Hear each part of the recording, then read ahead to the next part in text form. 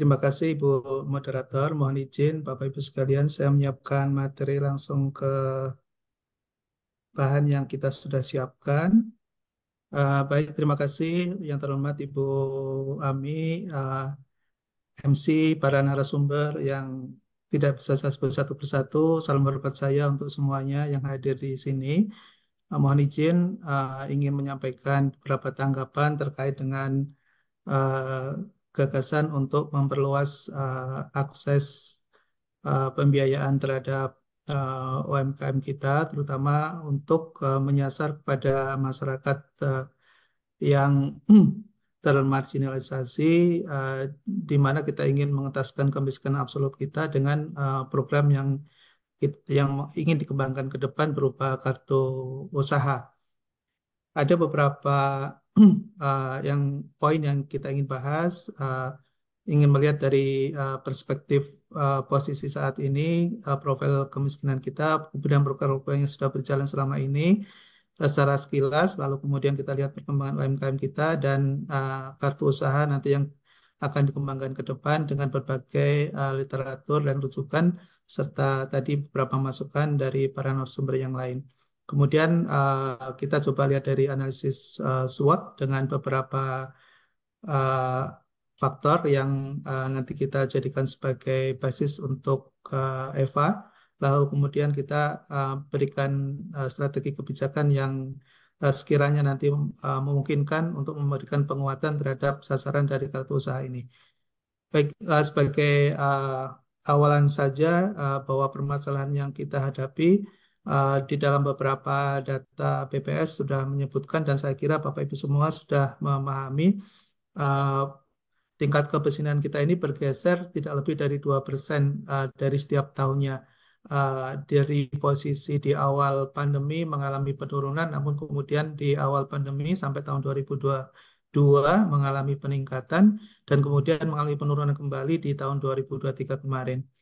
Kemudian dari beberapa uh, yang menjadi catatan adalah dari BPS juga menginformasikan di 2022-2023 bahwa uh, di kelompok usia yang uh, mem- yang ternyata pada posisi unemployment terbesar adalah di generasi di Gen Z dan Gen Y, milenial dan Gen Z yang ini juga membutuhkan fokus untuk menyiapkan bonus demografi agar tidak terjadi uh, kehilangan kesempatan kita yang saya kira butuh penguatan untuk menyasar Gen Z dan Gen Y ini. Lalu kemudian Bapak Ibu sekalian, tadi di pengantar sudah saya sampaikan untuk menyingkat waktu, saya lewati saja beberapa program yang sudah diinisiasi oleh pemerintah. Saya kira juga kita sudah mengikuti begitu sangat concern. Saya kira tidak perlu memaparkan secara detail. Namun ini hanya sebagai pengingat saja bahwa kita sudah memiliki banyak program untuk membantu mengentaskan kemiskinan dan sekaligus juga untuk mendorong pertumbuhan usaha mikro kita.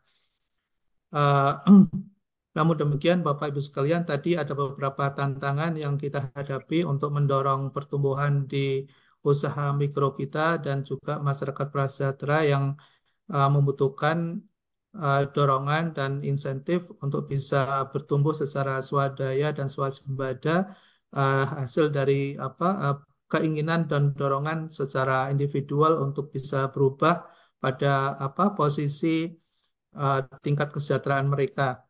Nah, Bapak Ibu sekalian, tadi berbagai strategi yang saya kira masukan sangat baik disampaikan oleh beberapa narasumber sebelumnya. Saya kira kita, terutama dari kami, akan menyoroti khusus untuk bagaimana memberikan inovasi terhadap kartu usaha yang saya kira bisa berdampak sosial yang lebih besar apabila ada integrasi dari berbagai program di dalamnya. Tidak hanya sekedar untuk memberikan akses pembiayaan, tapi juga bisa menjadi channel untuk bisa mendapatkan akses pasar, kemudian mendapatkan akses teknologi, sekaligus juga mendapatkan dukungan terhadap akses legality usaha dan tentunya yang paling sangat krusial tadi disampaikan di narasumber yang pertama, yaitu bicara tentang bagaimana melakukan capacity building. Di situ juga perlu adanya lagi-lagi isu yang terakhir tadi disampaikan oleh narasumber terkait dengan data. Nah, karena ini kartu usaha ini akan menyangkut berbagai sumber akses dan sekaligus sumber manfaat bagi para penerima dan pemiliknya, maka butuh adanya integrasi dari berbagai program yang bisa diakses oleh si pemilik kartu usaha ini untuk mendapatkan fasilitasi dalam penguatan capacity secara individual maupun kaitannya dengan mengembangkan usahanya. Nah, Bapak Ibu sekalian, kita coba memasukkan beberapa faktorial untuk mendapatkan determinan faktor yang uh, bisa memberikan informasi kepada kita dengan menggunakan EVA. Ada satu pendekatan yang sering digunakan oleh para peneliti uh, untuk mengeksplorasi faktor-faktor esensial suatu di dalam suatu program ataupun inisiatif yang akan dilakukan. Nah, kita coba masukkan, kita coba teropong dengan menggunakan analisis yang sering digunakan, yaitu analisis SWOT. Kita melihat sebetulnya ada kekuatan tadi di latar belakang sudah sempat disampaikan bahwa ada dukungan yang kuat dari pemerintah ya untuk uh, memberikan penguatan terhadap para usaha mikro dan masyarakat prasejahtera kita, dan juga menyasar pada uh, kelompok demografis yaitu generasi milenial dan Gen Z.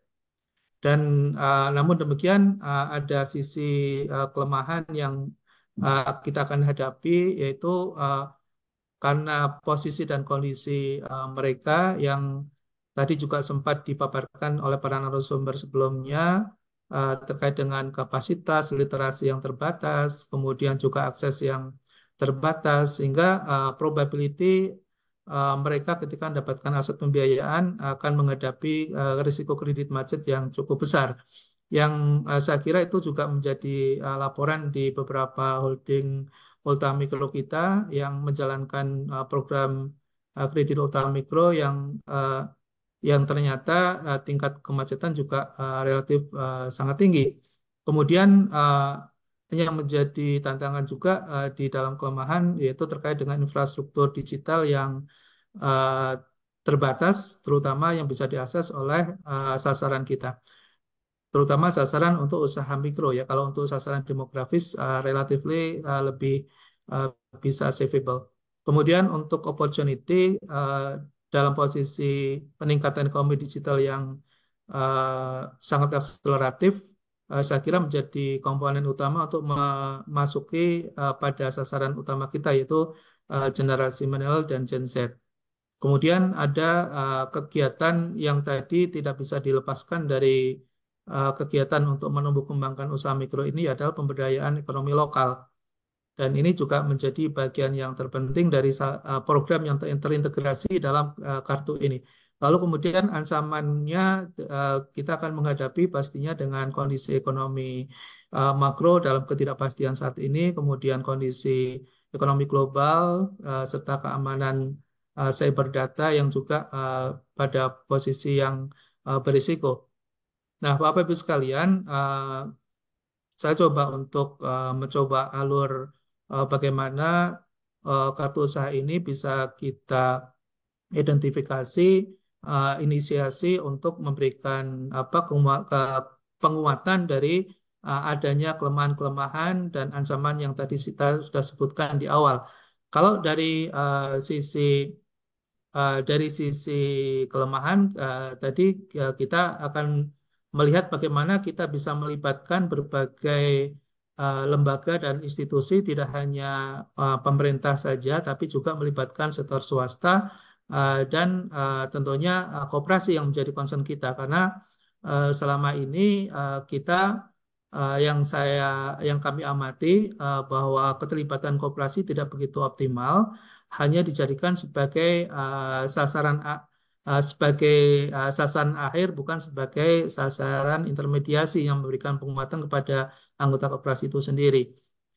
Nah, di dalam uh, kelemahan yang ada, tentunya kompleksitas regulasi yang beberapa institusi, terutama koperasi, ada hambatan yang saya kira di situ uh, perlu ada terobosan untuk membantu agar koperasi bisa mendapatkan akses yang sama dengan pelaku usaha yang lain. Lalu kemudian batasan skala usaha juga menjadi tantangan tersendiri, baik di usaha mikro itu sendiri maupun nanti ada lembaga yang memberikan intermediasi atau koperasi. Kemudian ketergantungan pada teknologi yang saya kira mau tidak mau connectivity kita tidak bisa lepas dari teknologi, terutama teknologi digital. Nah, beberapa hal yang sebetulnya kita juga optimis ya ada optimisme kita ke depan karena dengan adanya teknologi aksesnya akan lebih mudah pastinya. Kemudian akses terhadap pembiayaan usaha juga akan relatif bisa lebih terbuka. Kemudian dukungan pemerintah yang cukup kuat ya terhadap uh, posisi dan sasaran yang kita akan capai ini dan kemudian jaringan bisnis yang saat ini sebetulnya sudah terbuka untuk bisa dijadikan sebagai vehicles dan instrumen untuk memperkuat pencapaian dari sasaran dan target. Demikian juga dari sisi opportunity dari tingkat pertumbuhan ekonomi yang relatively kita sangat baik dibandingkan dengan negara lain, kemudian juga ekspansi pasar baik dari internal dalam negeri maupun secara eksternal juga uh, ada peluang yang sangat baik.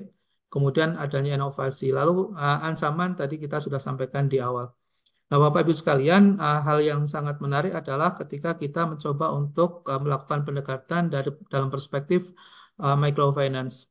Kita sudah memiliki banyak program yang dalam penelitian yang sangat lama yang dilakukan oleh Robinson, saya kira masih bisa menjadi sebuah rujukan kita untuk melihat berbagai program dengan sasaran masyarakat yang terbagi dalam tiga klasifikasi ini. Saya kira uh, ini mungkin masih sebagian digunakan sebagai rujukan. Nah, Bapak Ibu sekalian, yang sebetulnya sangat bankable dan accessible adalah tentunya yang ada di level paling atas. Nah, sebetulnya yang perlu ada penguatan adalah di level menengah dan level yang bawah ini yang perlu ada intervensi dari pemerintah. Sedangkan untuk sasaran yang tengah, di mana masyarakat yang miskin tapi aktif secara ekonomi, ini yang kita sebut dengan ada program naik kelas, ya UMKM naik kelas. Saya kira program itu yang kemudian juga diadop oleh Kementerian Koperasi dan UKM. Namun secara pengukuran dan dukungan ya dari pihak KL yang lain kurang begitu masif ya sehingga kita belum bisa menilai apakah berhasil atau tidak ada UKM naik kelas ini.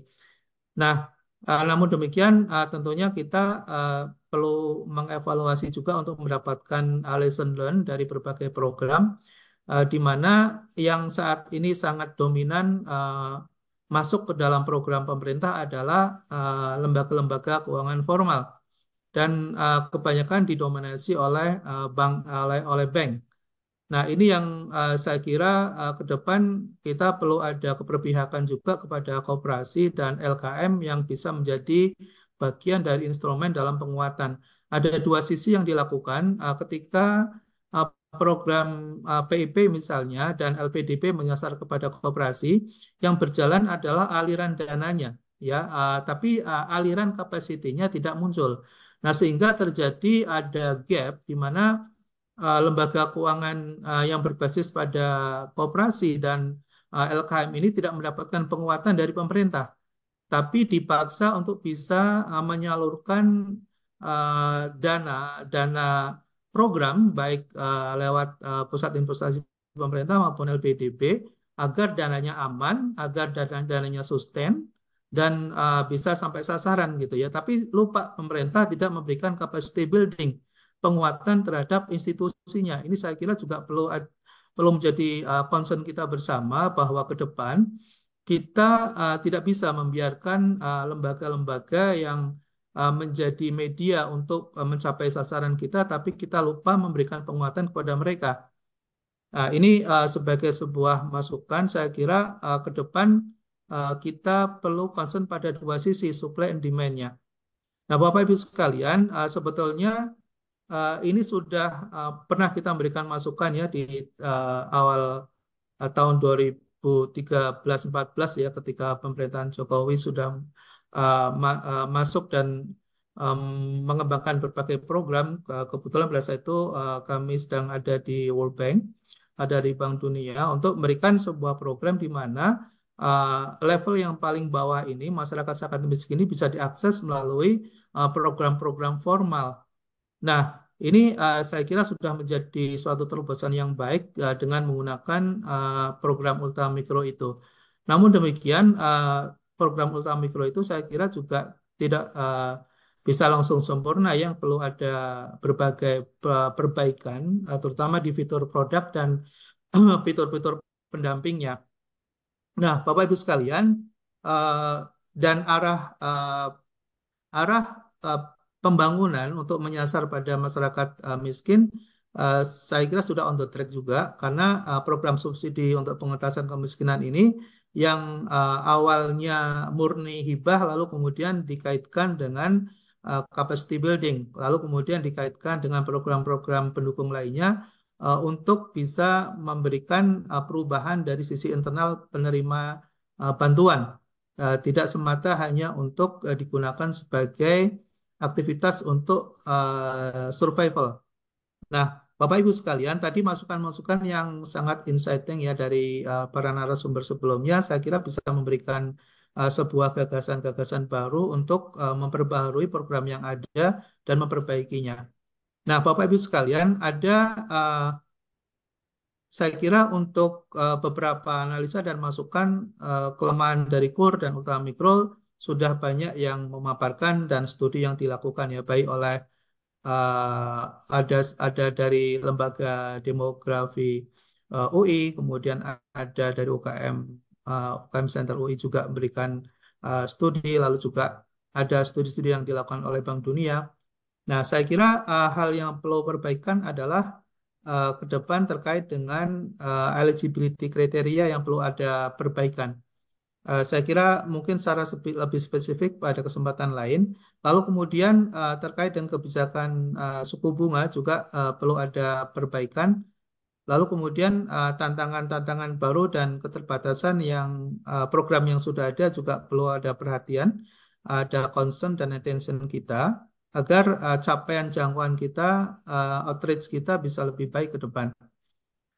Nah, saya kira langkah-langkah on the track ya yang saya lihat bahwa proses program KUR maupun Ultramikro sudah relevan, inline juga, di mana di sasaran pertama KUR kita ini kan ingin menjangkau masyarakat yang unbankable namun visible gitu. Lalu kemudian yang unbankable lalu kemudian didukung dengan menggunakan ultramikro yang ada di lapisan paling bawah. Di tahun 2018 itu program sudah mulai muncul. Saya kira ini sudah sangat baik.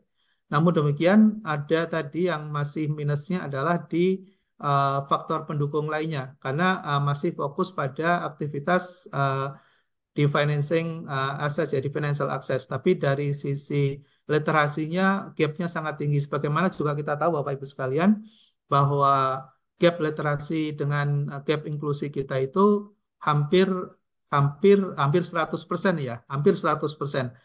Kita, laporan terakhir di 2023 kemarin, tahun kemarin, kita sudah memang mencapai inklusi di tahun sampai pada 85,4 ya. Tapi apa literasi kita, angka indeks kita masih di bawah 50, yang masih 48,9. Jadi hampir separuh masyarakat kita itu un, unwell literated ya, dan saya kira itu yang menyebabkan kemudian kredit macet di masyarakat sasaran menjadi besar gitu ya karena eh, terkait dengan penggunaan dana, kemudian bagaimana mereka bisa mengolah dan menghasilkan pendapatan dari akses pembiayaan itu tidak cukup termonitor, tidak cukup terdampingi, dan tidak cukup untuk bisa eh, mengembangkan ke arah sektor produktif. Nah, Bapak Ibu sekalian, saya kira menjadi bagian penting dalam jalan menuju kesuksesan adalah bahwa segalanya perlu kita desain. Nah, desain yang mungkin barangkali menarik, saya baca dalam sebuah literasi bagaimana mengkombinasikan antara perspektif komersial dengan perspektif charity. Nah, di dalam konteks pembangunan manusia dan usaha di Indonesia ini, yang saya lihat masih parsial, di mana dukungan dari dana-dana yang bersumber dari dana-dana dana-dana voluntary yang kemudian menyasar tidak concern dan fokus pada sasaran yang sama dalam melakukan optimalisasi pengembangan sasaran. Sebagai contoh misalnya kita melihat program-program dana mal atau voluntary yang dihimpun oleh berbagai organisasi amal seperti Basnas misalnya memiliki program sendiri gitu ya. Lalu kemudian juga yang dihimpun oleh las-las lembaga amil zakat yang sangat banyak jumlahnya itu juga tidak fokus memberikan sasaran yang terukur gitu ya. Nah, saya kira ke depan bicara tentang capacity building, bicara tentang bagaimana mengembangkan sasaran di sektor masyarakat marginal miskin ini bisa terintegrasi dengan baik, di mana pemerintah juga bisa memberikan aspek pendekatan dari sisi untuk penguatan di akses financingnya, lalu kemudian di akses di facility di capacity buildingnya bisa ditunjang oleh lembaga-lembaga amal. Nah, disitulah yang kemudian kita nanti akan bisa mengembangkan berbagai produk yang di dalam kartu usaha itu yang tidak hanya sekedar menyasar pada orientasi untuk pengembangan usaha, tapi juga mengembangkan literasi, kemudian capacity building, lalu kemudian membuka akses yang luas gitu ya dengan berbagai sumber pendanaan yang kita buka tidak hanya dari dana-dana APBN, tapi juga dana-dana dari dana-dana sosial. Nah, di situ saya kira perlu ada satu titik hub yang menjadi media untuk bisa menghubungkan berbagai program tadi yang bisa ada yang koordinasi yang saya kira multi ya multi uh, ada multi pihak gitu ya yang bisa para pihak untuk bisa memberikan informasi, kemudian datanya juga mengalir ya dinamis, lalu kemudian juga bisa diakses oleh semua pihak tadi dan tidak ada overlapping dalam program karena yang kita lihat misalnya ada beberapa sasaran yang sudah mendapatkan fasilitas ultramikro Oh izin misalnya, tapi tidak Pak mendapatkan capacity building dari Ahmad sisi. Subagio, izin Pak, ini ada pesan dari timekeeper. Oh Waktunya iya. mohon beberapa menit lagi Pak. Terima Oh kasih. baik, siap. Ya, mohon maaf. Mungkin saya skip tadi langkah kepada strategi kebijakan. Saya kira kita sudah memahami tadi kekuatan yang ada, kemudian kelemahan yang ada. Itu bisa menjadi sebuah titik untuk penyusunan apa program dan penguatan. Dan saya kira beberapa kelemahan bisa menjadi terobosan breakthrough untuk program kita ke depan. Saya kira demikian. Terima kasih. Mohon maaf untuk lampiran. Saya kira saya sudah lengkapin dengan materi apa artikel secara detail ya di dalam apa ya di dalam bahasan tersendiri. Terima kasih. Mohon maaf kalau sekiranya ada yang kurang berkenan. Saya kembalikan ke moderator.